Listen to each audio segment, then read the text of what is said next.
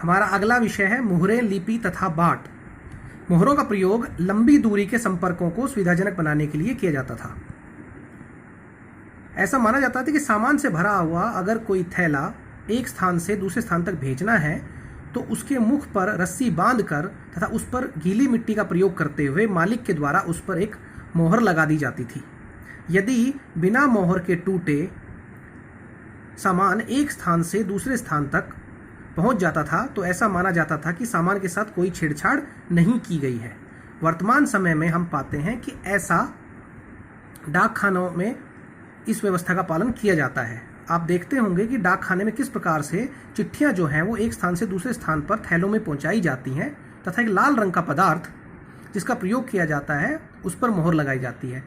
मोहर जो है प्राचीन काल में किसी मालिक विशेष के नाम से ही बनी होती थी, जिस प्रकार वर्तमान समय में डाक खाने विशेष के नाम से जारी की जाती है।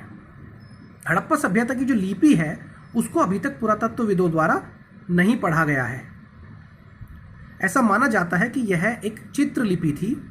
इसके सबसे लंबे अभिलेख में 26 चिन्ह मिले हैं। इसमें चिन्हों की संख्या 375 से 400 के बीच है और ऐसा माना जाता है कि यह लिपि जो है यह दाईं ओर से बाईं ओर लिखी जाती थी, अर्थात उर्दू की तरह। बोलचाल की भाषा में कहें तो उल्टी, जैसे हिंदी लिखी जाती है, इंग्लिश लिखी जाती है, उस प्रकार से नहीं बल्कि उर्दू की तरह।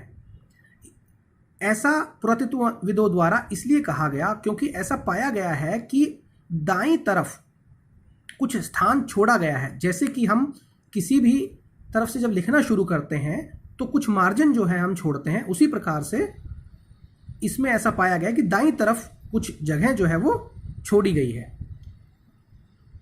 हड़प्पा सभ्यता के इन चिन्हों का प्रयोग विभिन्न वस्तुओं पर मिलता है।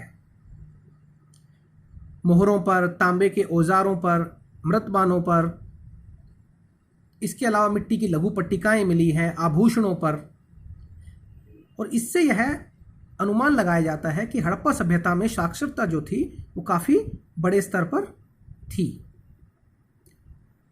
बाटों का प्रयोग तोलने के लिए किया जाता था और विशिष्ट बात यह है कि जो बाटों की प्रणाली थी वो बहुत ही शुद्ध थी और इससे स्पष्ट होता है कि यह एक नियंत्रित प्रणाली थी। बाट जो है वो चर्ट नामक एक पत्थर से बनाए जाते थे और ये घनाकार होते थे, अर्थात क्यूबिक। इन बाटों के जो मानदंड थे वो 1, 2, 4, 8, 16, 32 इस प्रकार से होते थे। छोटे छोटे बाट भी मिले हैं जिनका प्रयोग संभवतः आभूषण और मनकों को तोलने के लिए किया जाता था। हड़प्पा इस सभ्यता में जटिल फैसले और उन्हें कार्यान्वित करने के संकेत मिलते हैं।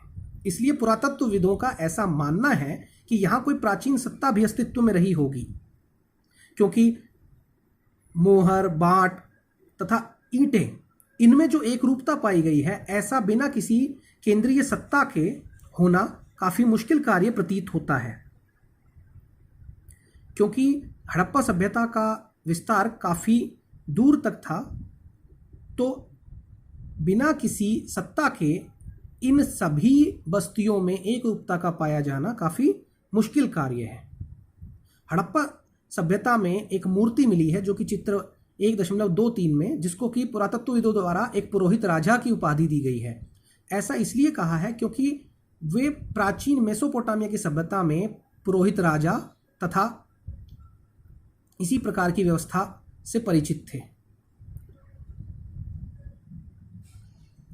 हालांकि हड़प्पा सभ्यता की जो आनुष्ठानिक प्रथाएं हैं वो अभी तक सही से समझी नहीं जा सकी हैं, इसीलिए यह केवल अनुमान ही लगाया गया है कि इस प्रकार से कोई राजा रहा होगा।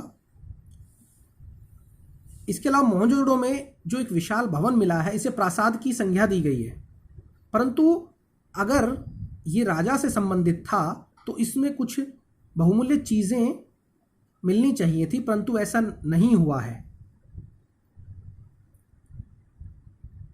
दूसरा, पुरातत्वविद यह भी मानते हैं कि यहाँ कोई एक नहीं बल्कि कई शासक थे। उनका ये मानना है कि मोहनजोदड़ो, हड़प्पा, यहाँ पर अलग अलग शासक होते थे।